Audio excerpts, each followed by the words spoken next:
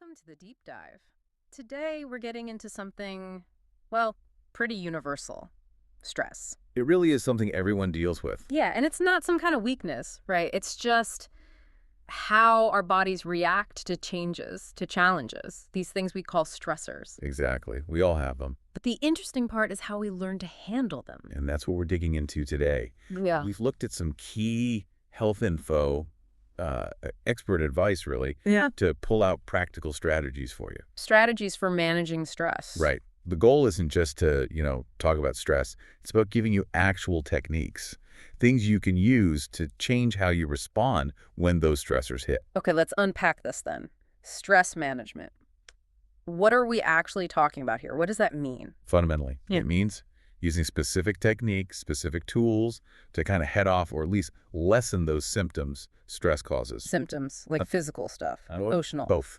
Absolutely both. Yeah. It's about being more proactive instead of just reacting when things get tough. Gotcha. Proactive. I like that. And what's really striking is just how much stress affects us. Mm-hmm.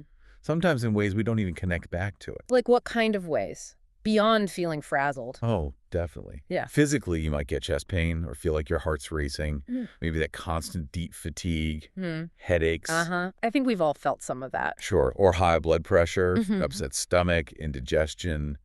And there's even research showing chronic stress can mess with your gut health. Really? Your gut? Yeah, the microbiome, Right? which can lead to digestive problems you wouldn't expect, or even skin issues flaring up. It's all connected. Wow.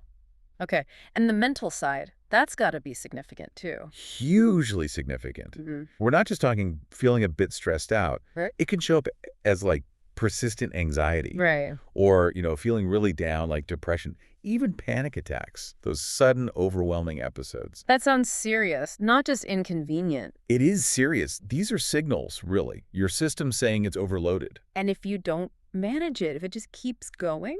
Well, that's where the risks, the complications really come in.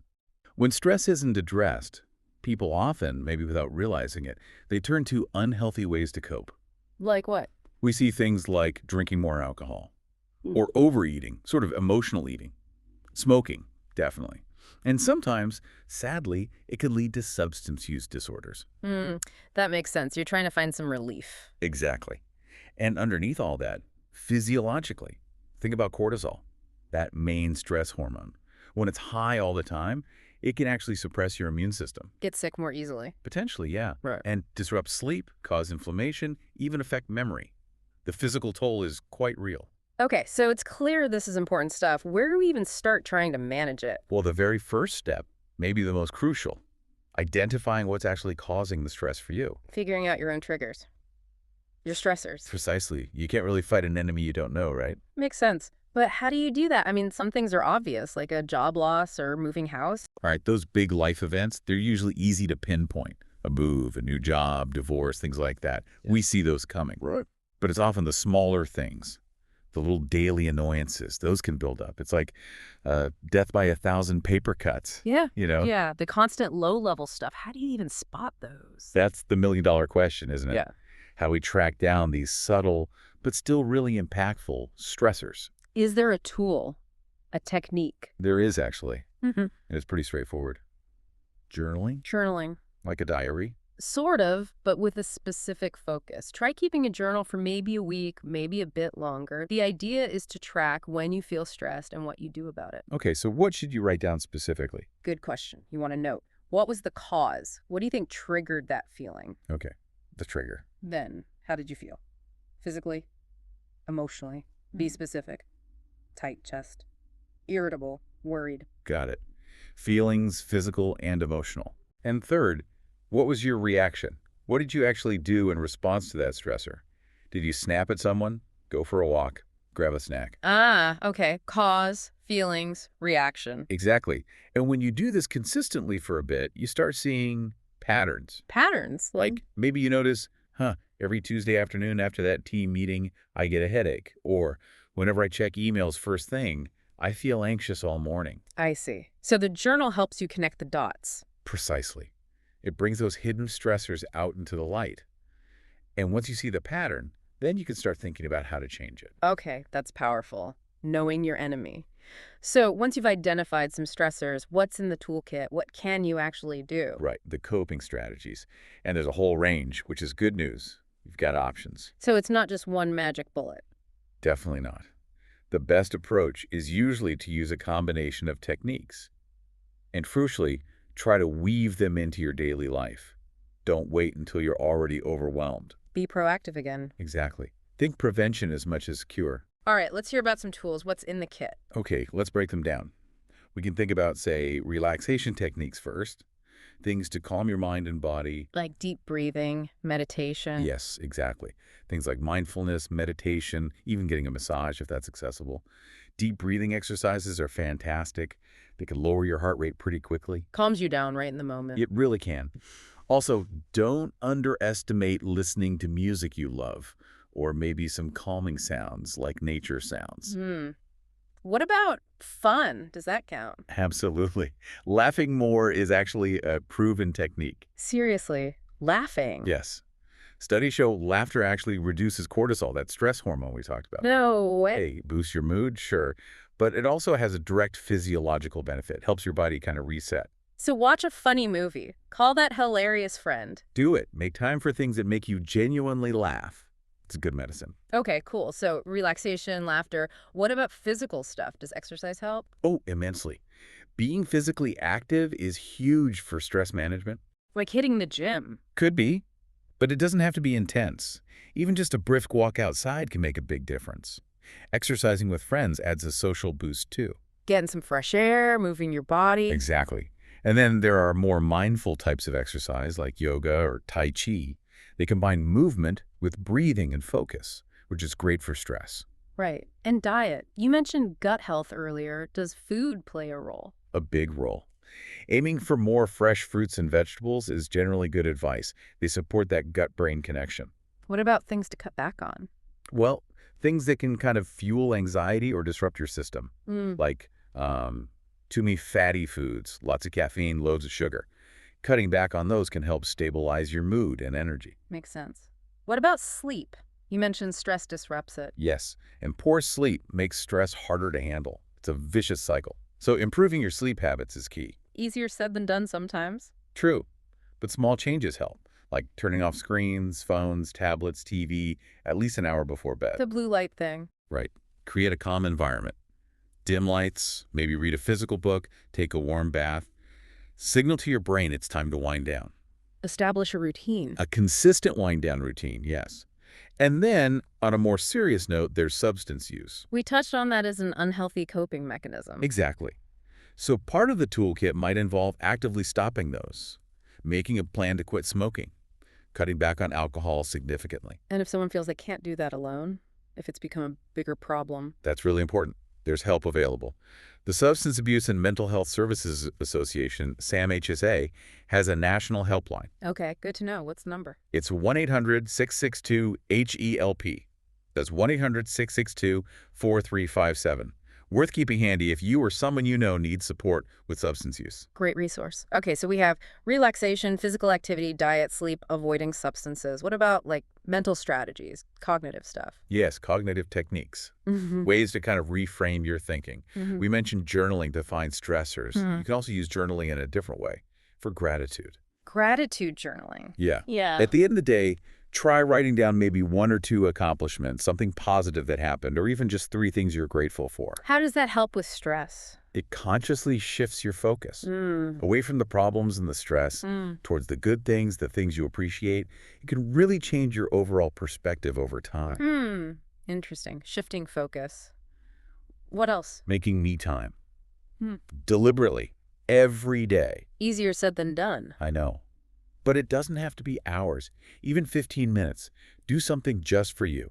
Meditate, call a friend just to chat, read a chapter of a book, work on a hobby you enjoy. Protecting that personal time. It's not selfish, it's essential. It replenishes your resources to handle the stress. Okay. What about getting outside help, like therapy? Absolutely crucial for some people.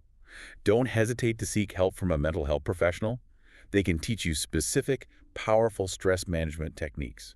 Like what? Well, one really effective approach is cognitive behavioral therapy, or CBT. CBT. I've heard of that. It's almost like retraining your brain. It helps you identify those automatic negative thoughts and patterns that fuel stress. The ones that just pop into your head. Exactly. And that it teaches you to challenge them and replace them with more realistic, more positive responses. Really effective for changing how you react to stressors. Wow. Sounds powerful. It can be. And sometimes just talking helps too. Talking. Yeah, sharing your feelings. When you're feeling overwhelmed, reach out. Talk to a trusted friend, a family member, in person, on the phone. Just getting it out. It can be a huge release. It provides perspective, makes you feel less alone with it. Don't underestimate connection. Good point. Anything else for the toolkit? One more area is about taking control. Feeling overwhelmed often comes from feeling like things are out of control. So find ways to regain some control. Exactly. Simple things, like using lists or apps for time management, breaking big tasks down, maybe planning your main tasks for the next day the evening before. So you wake up with a plan. Reduces that morning scramble feeling. And, this is a big one, learn to say no. Ooh, boundaries. That's hard for a lot of people. It is. But give yourself permission. You don't have to say yes to every request if it's going to overload you. Protecting your time and energy is stress management. That's a really comprehensive toolkit. Lots of options. Yeah, the idea is you find what works for you. Mix and match. Experiment. But you also mentioned sometimes these self-help things aren't enough. When should someone seek professional help? That's a critical point. These techniques are powerful, but they have limits. It's vital to know the warning signs that mean it's time to call a doctor or a mental health professional. Okay, what are those signs? If you're experiencing anxiety or depression that just isn't lifting, despite your efforts, if you have unexplained chest pain, it could be stress, but it needs checking out medically. Right. Don't ignore physical symptoms. Never. Also, if substance use is becoming a problem, if you're relying on it to cope, and critically, absolutely critically, if you're having suicidal thoughts. That's definitely time to reach out. Urgently. Immediately. These aren't things to try and manage alone. Getting help is actually a sign of strength, not weakness. And where can people turn for immediate help with suicidal thoughts? There's the Suicide and Crisis Lifeline. You can call or text 988. 988. Okay. Yes. It's available 24/7. It's free. It's confidential. They provide emotional support for anyone in distress. It's a vital resource. Good. And a regular doctor can help too. Definitely. Your primary care provider is a great starting point. They can assess the situation, rule out other medical issues, and give you referrals to therapists or counselors. And sometimes medication might be an option. Sometimes, yes. If appropriate, they might prescribe medications for anxiety or other stress-related health issues. The key message is your mental health is just as important as your physical health. Seek help when you need it. Absolutely. Okay, so let's recap this deep dive a bit. We started with understanding stress isn't a flaw, it's a reaction. A normal physiological response. Yeah. Then we talked about identifying your specific stressors, even the sneaky small ones, maybe using journaling. Seeing those patterns, yes. And then we built out this amazing toolkit. Relaxation, laughter, exercise, diet, sleep, cognitive shifts, getting support, taking control. A whole range of strategies. What's the big takeaway here? If you remember one thing. I think the core message, the really empowering part, is this. Stress happens. It's part of life. You can't just eliminate all stressors. Some things are always going to be outside your control. Right. Life throws curveballs. It does, but you absolutely can change how you respond. You can use these stress management techniques to handle stressful situations much more effectively. That's where your power lies. In the response, not the situation itself. Exactly. You learn to navigate the waves instead of being knocked over by them. So thinking about everyone listening, what does this mean for you right now? Maybe the challenge is to pick just one thing. That's a great way to start. Don't try to do everything at once. Yeah, just pick one new technique from everything we discussed.